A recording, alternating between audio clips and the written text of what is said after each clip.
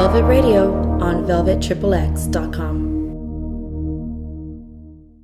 So you were talking about a lot of your first time experiences that you had, in this industry. So the first time that you ever experienced anal or DP was in front of a camera. Now, why did you choose to introduce yourself to these hardcore acts on camera instead of in your personal life?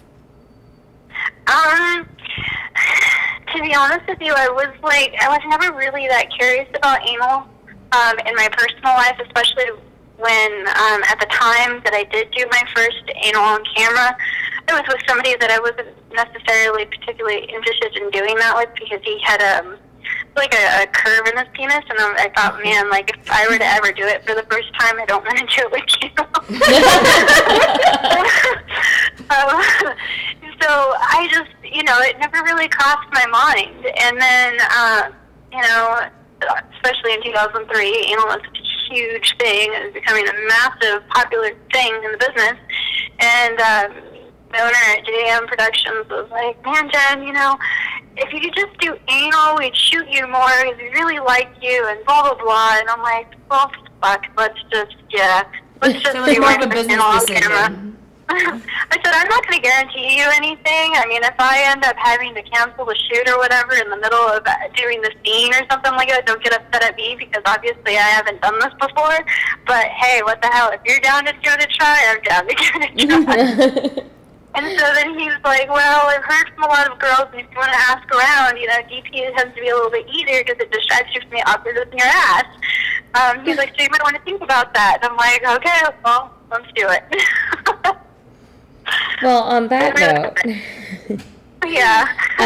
Fucking well-hung guys on camera has gone a long way for you in establishing your hardcore reputation. But away from the camera, would you consider yourself to be a size queen? No. Obviously,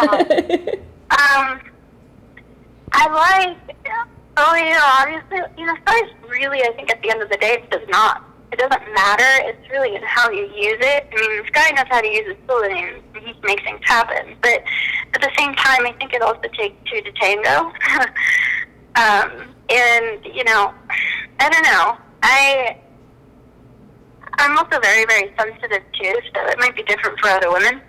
So it doesn't take a whole lot to really kind of get me to edge. Although I do find that I'm a lot more responsive if I have more thickness, not so much height. Obviously, because it's getting everywhere all at once, without really having to try and poke and prod and find the spot. But yeah, I mean, no, I don't think so. Sometimes I like to take control too. So if I'm taking control, then I can make anything happen. There's a very important issue that's going around right now in the industry, and I wanted to ask you, where do you stand on the issue of mandatory condoms in porn movies? I think it kind of goes. It's interesting. I mean, there's pros and cons to both sides, and I mean, like, if I had to choose one, I don't think it's right to make it mandatory. That's kind of like saying, if you're not married, I mandate that you wear a condom because I don't want you to get that person pregnant or, give them an STD or something like that. So, I mean, we live in a country where we're constantly always preaching free speech and free will and all that crap. So I think as adults, I think the main issue is that people need to start taking responsibility for their own actions and the decisions that they make in their personal lives, so that you keep your coworkers clean and safe. So I really don't think I don't agree with the condom thing. I really don't. I think if we can just keep continuing on the testing regularly and being smart and honest about the decisions you do, it wouldn't be so bad. The thing is with all the syphilis commotion going on right now, and people are making it, I think, a bigger ordeal than it really is. Just the syphilis itself, I do not by any means support whomever it is that got the syphilis and faked the test and infected however many other people. I think people that do that should be completely banned from being able to perform the business, any further. I think one strike, you're out. I mean, you just don't mess around with that.